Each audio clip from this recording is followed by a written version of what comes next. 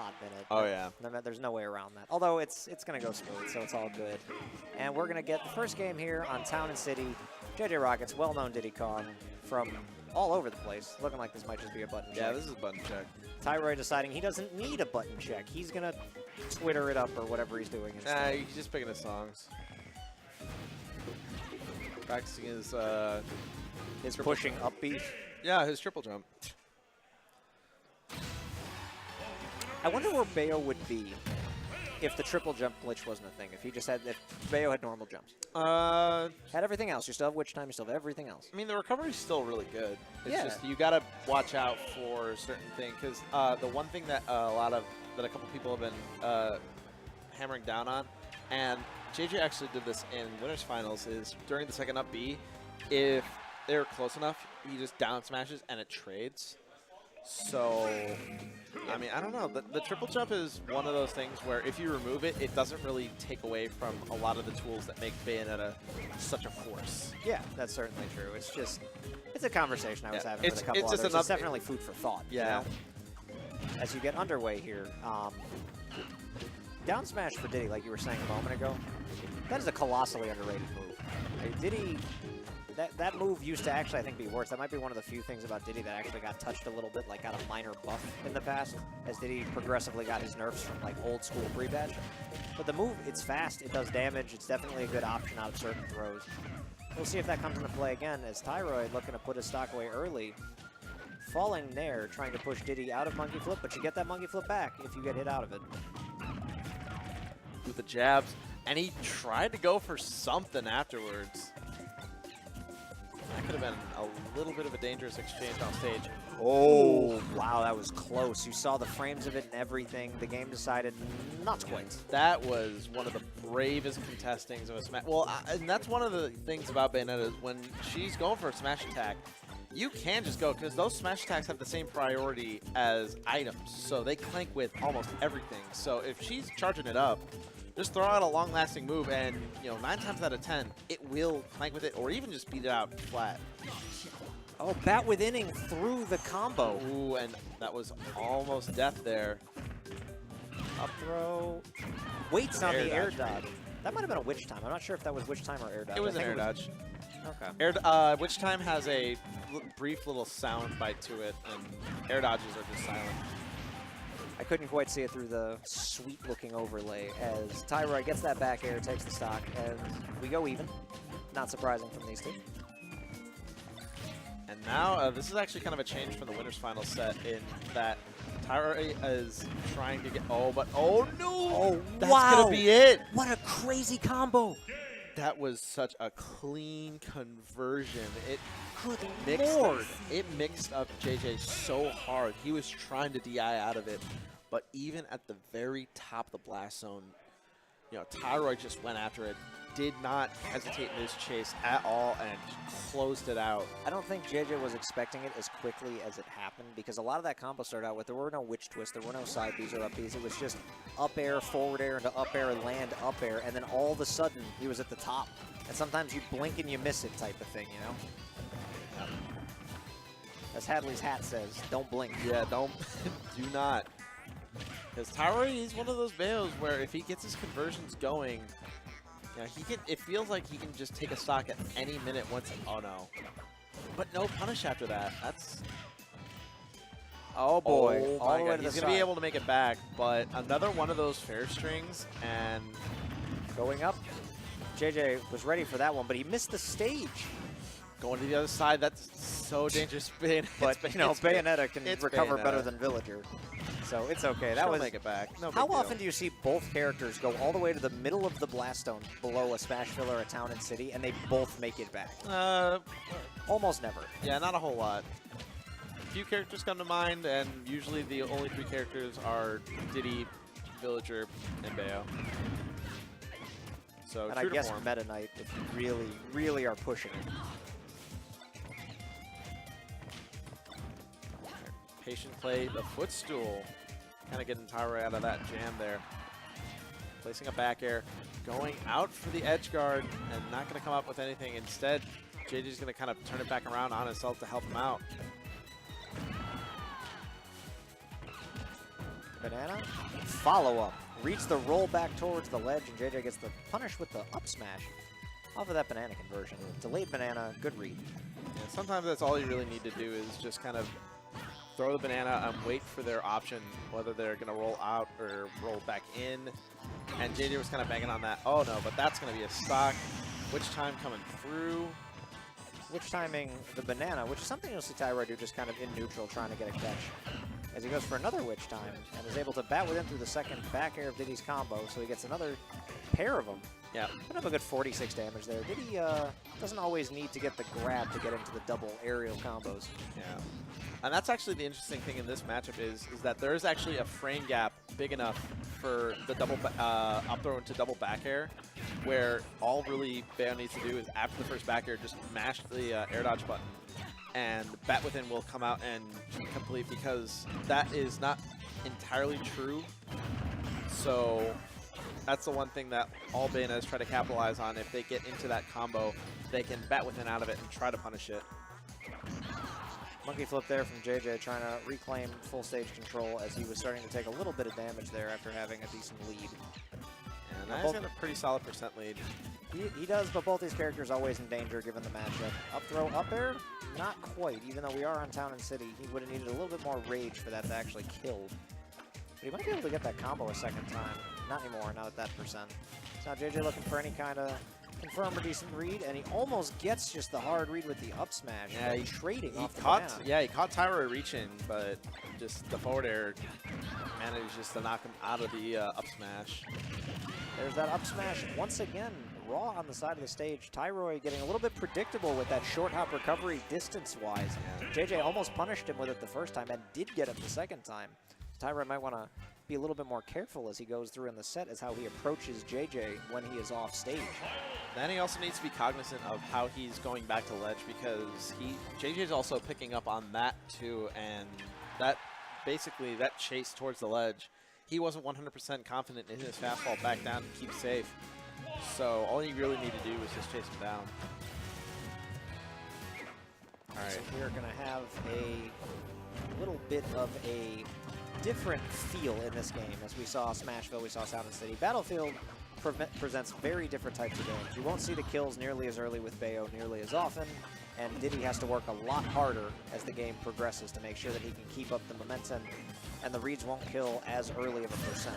Battlefield essentially giving Tyroy one extra read's worth of trying to get one of his own witch times or smash attacks. Yeah, that's the interesting thing about going from close-in maps like Town and City and Smashville to Battlefield. It kind of goes from being a little bit of close quarters fight to more like a chess game where you got to be really patient and think about every single move, because there's now just everything's going to be killing a good like 5% like later. So I got to take that into account. Tyroy going to try to make something happen here. Going to opt for the damage with the back air early, knowing he couldn't convert into a second side B. JJ with the up air, going to kill on Battlefield. Looking really clean. He takes the stock lead. He's looking good today.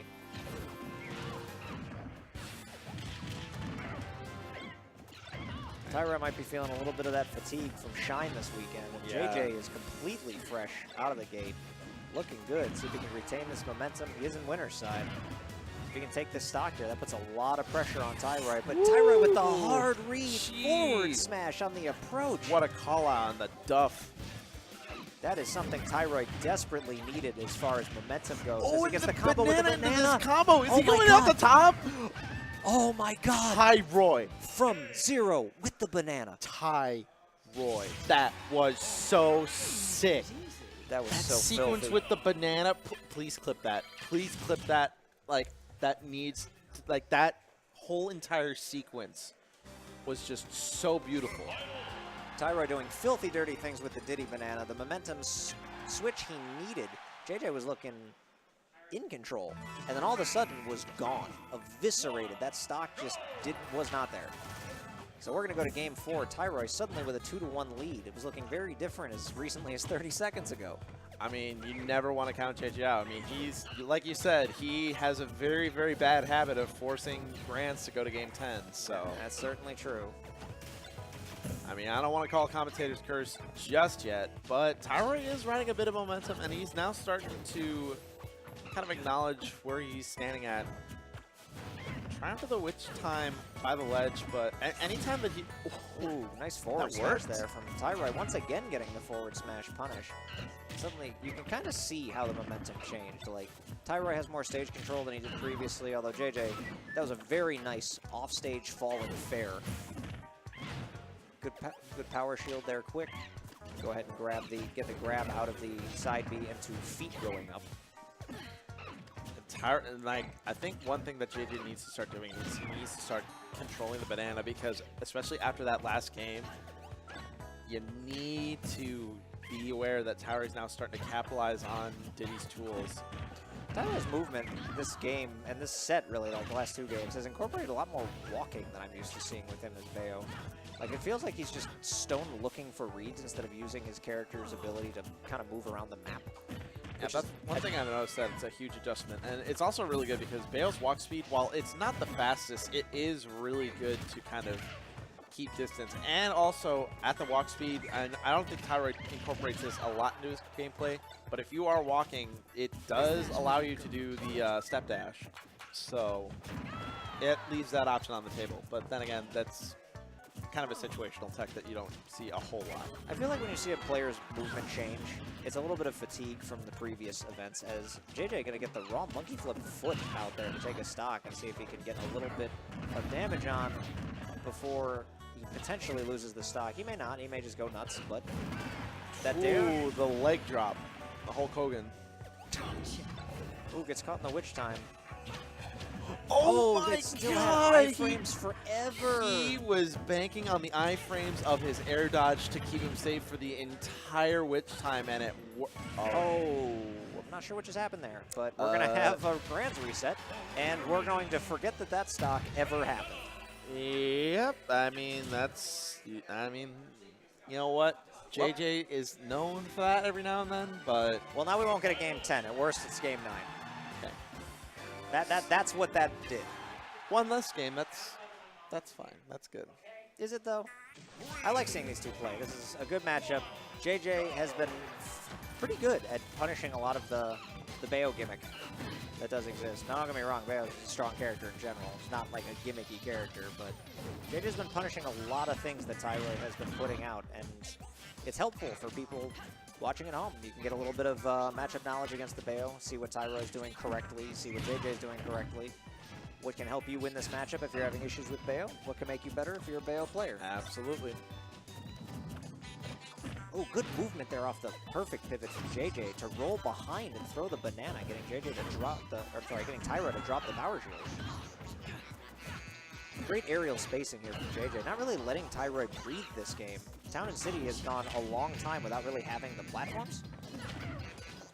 Oh, but he could get started there, but not opting to go for any of the Witch Twist follow-ups or any of the Witch Twist pressure from the up throw. Yeah, as soon as the platforms went away on Town and City, there was just a lot of movement change from JJ. He was playing it like it was FD, and Tyroy just didn't really have anywhere to run. So this is kind of a massive momentum shift in kind of JJ's favor. After that reset, you can kind of tell that he wanted to get control of this game again. Bat within bat again. within. Try for the pivot up tilt. He's going to keep this going up How to the far top. Are we going all the way the auto off? link. The Wow. auto link. He got it. JJ played that whole stock so well, he got caught one time and died. And he's just going to take that up smash and run with it.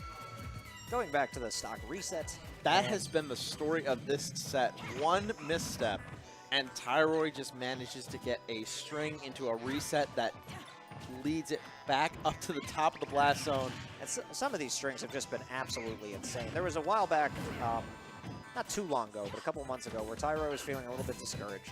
He tweeted about how he wasn't sure if he was good enough to play this character. And I feel like he's found a little bit of a resurgence in himself, because he is pulling off things that you just do not see except at the highest level of gameplay. Yeah, I've noticed that. Like, he's always kind of, there are periods of time where he's always kind of had that kind of feeling in his abilities. But I don't know, man. He's been going from playing optimal Bayo to making combo videos on some of these strings. So, you know, I think he's showing, like, you know what? I am good enough to play this character. Yeah, if you can do it all, if you can hit the combos, if you can play optimally into the combos, that's the dream. That's Yes. that's your Salem's, your your Mistake, your 9B, your Tyroy. He does get a little bit of notoriety at the high levels as well. Usually whenever he's left off a list of Bayos, numerous people come to his aid. JJ, as a Diddy player, he's very well known in the Midwest. Still waiting to get those like super S-tier wins in the breakthrough, but these guys will play each other very evenly as we continue here. Tyroy getting the grab, unable to convert it. Great back air. That was very scary too, because he also had a dash attack that was stuck on the platform, and JJ could have capitalized on that, but managing to sneak away with it. And now both players, they're at the percent where one overextension could cost them the stock in the game. JJ just kind of been perfect pivoting all over the map, trying to catch Tyroy napping a little bit here. He can get it confirmed with the banana, that's all he needs. He knows it, Town and City, at this percent. Banana up smash a kill. Good forward tilt. Forward tilt. You don't see that Keeping too him often. honest. Don't see that too often. Ooh, JJ was going for the grab there, got a little greedy. He was charging for something, but did not come out. That's always so dangerous. Honestly, like any time that JJ barrels back onto the stage, I get a heart attack, because just, there are so many things that could go either right or wrong. Yeah, that everyone holds their breath. JJ was going for the up smash once again. It was working in the previous sets. Try for the air dodge read. And again, trying for the confirm, and it's going to take it. Tyroy. I'm really surprised that up air actually killed.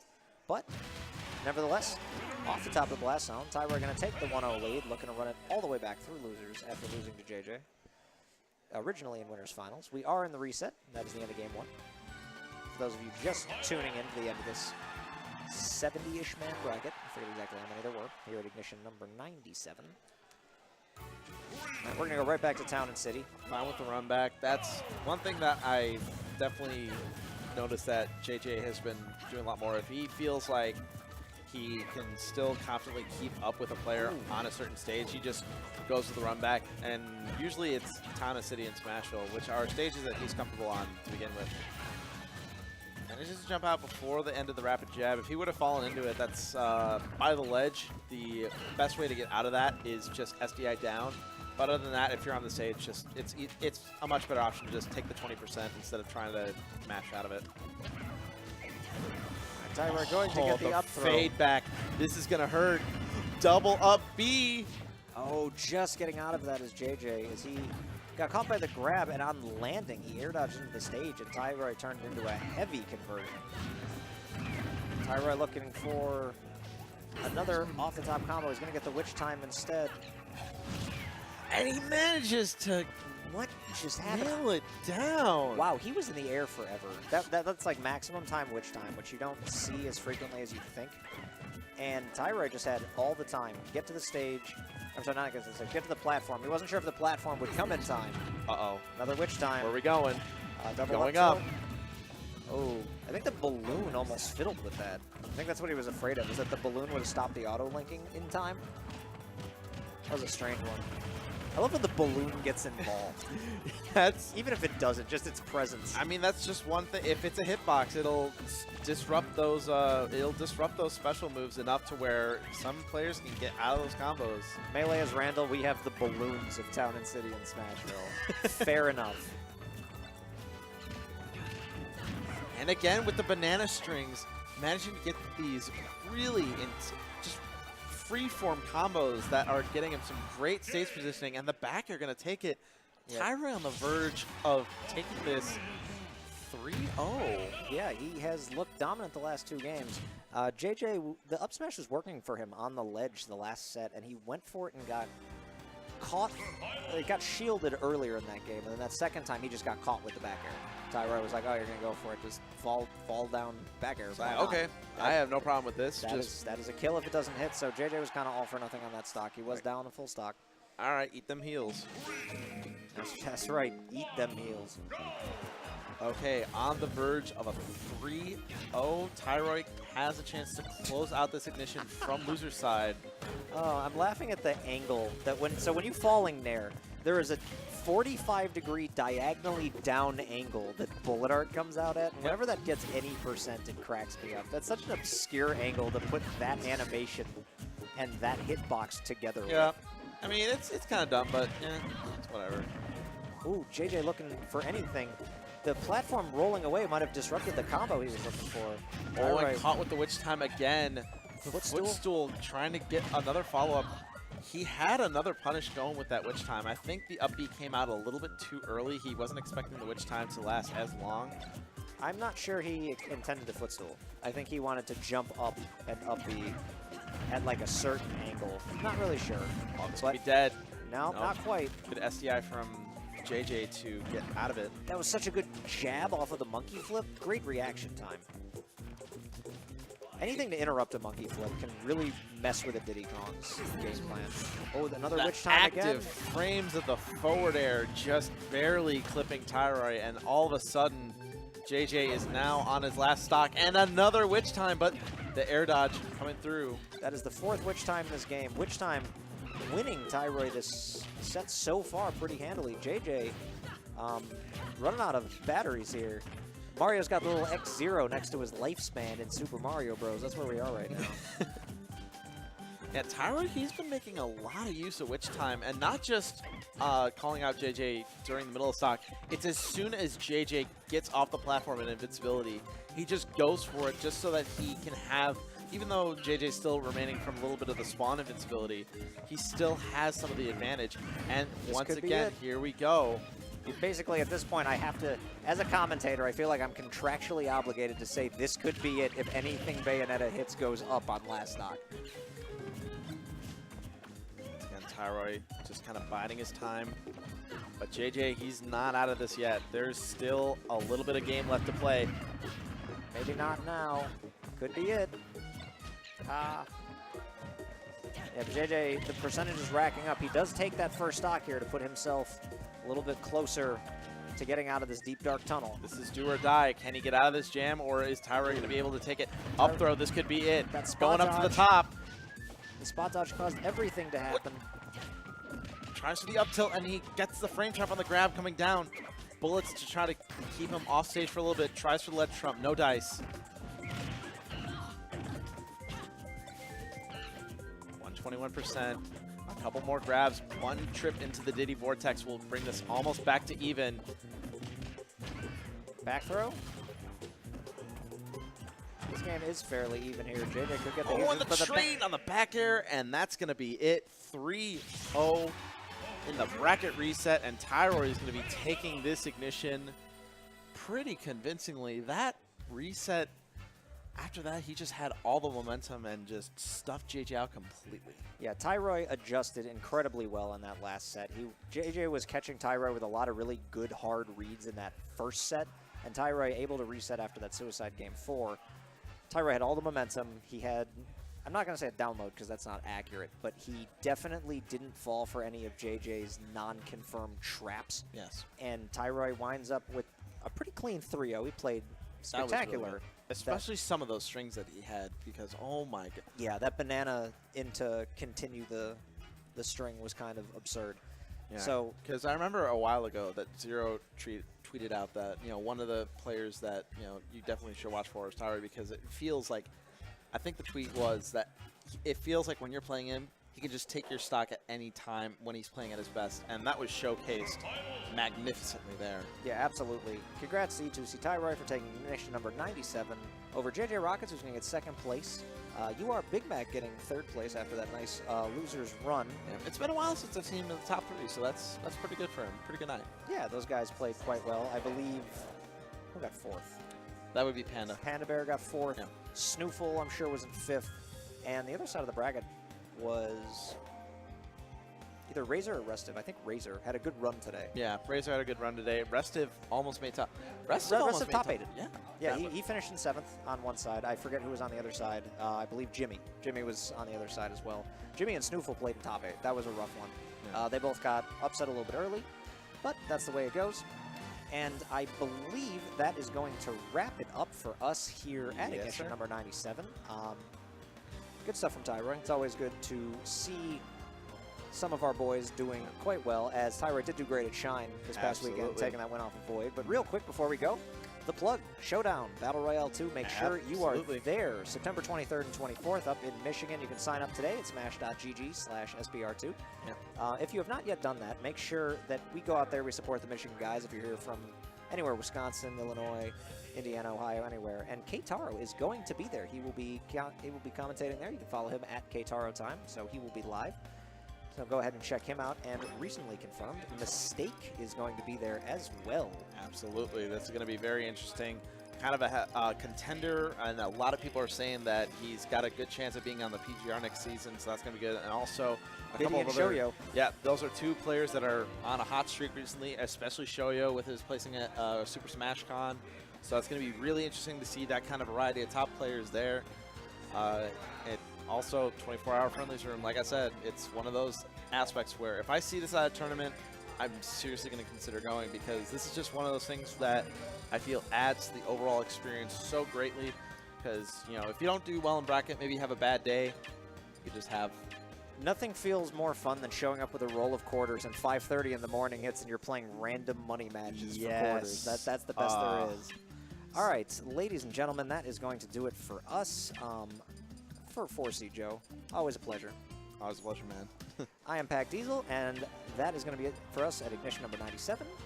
Make sure to hit that subscribe button if you have not already, and for those of you who have, we greatly appreciate it. The UR guys do so much work to make sure that this weekly is brought to you efficiently, one of the top weeklies in the country, and we're very proud to say that we have that.